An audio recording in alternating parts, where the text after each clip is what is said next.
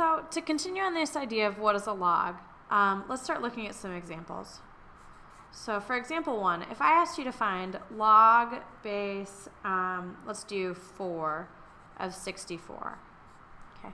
If I wanted to know what this is, what I really want to know is what it's equal to. So I'm going to put equals x. And I would say 4 to the x power equals 64. This is just another way of writing it. This top way is in what we would call logarithmic form. Logarithmic form. And then this is in exponential form. And you guys know how to spell exponential, so I'm just going to stop it at expo.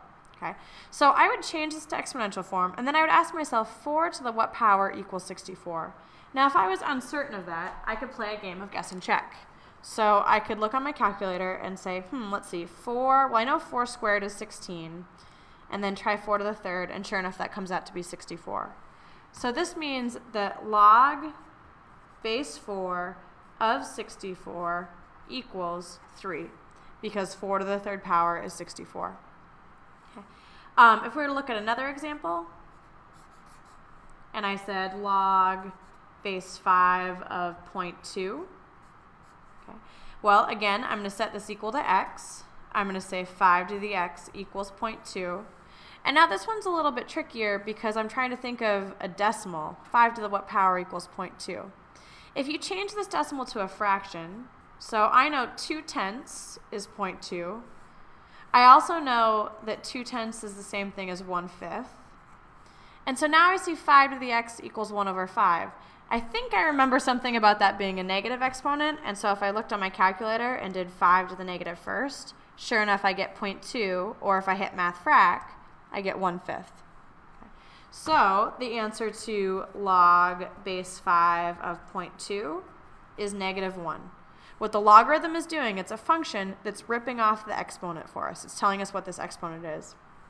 Now, if I want to graph an exponential function, a logarithmic function, for instance, if I had y equals log base 3 of x, okay.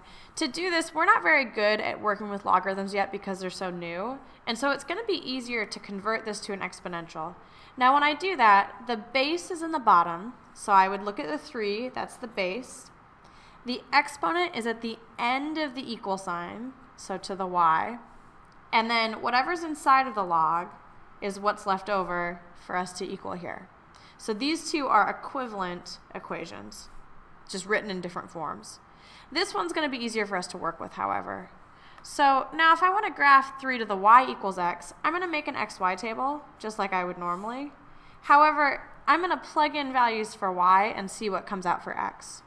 For instance, if I plug in 1 for y, 3 to the first equals 3, and so that means my x is going to be 3. If I plug in 2 for y, 3 squared equals 9, and so my x is 9. And if I plug in 0, 3 to the 0 is 1. Okay. And if I were to plug in, let's say, -1, 3 to the negative first is 1/3. And so now I have some xy coordinate points that I could graph.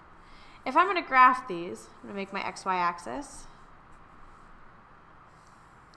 You have to be very careful when you're graphing to not get your x's and y's mixed up on this, because we are doing this backwards where we're plugging in y and getting out x. You have to be careful that when you graph it, you graph the x's first and then the y's. So for instance, I'm going to go over 1 up 0.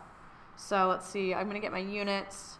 Here's 1, 2, 3, 4, 5, 6, 7, 8, 9, 10, and 1, 2, 3, 4, 5.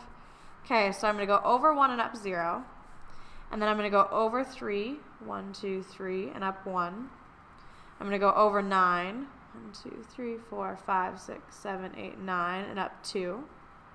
And then here I'm going over 1/3. Now to go over 1/3, I can only go part of the way over, and then I'm going down 1. What you're going to see if you graph enough points is that a logarithmic function increases very, very slowly, and it has a vertical asymptote right now at y equals 0, or sorry, x equals 0. So there's a vertical asymptote, or a line that the graph gets closer and closer to, but never crosses.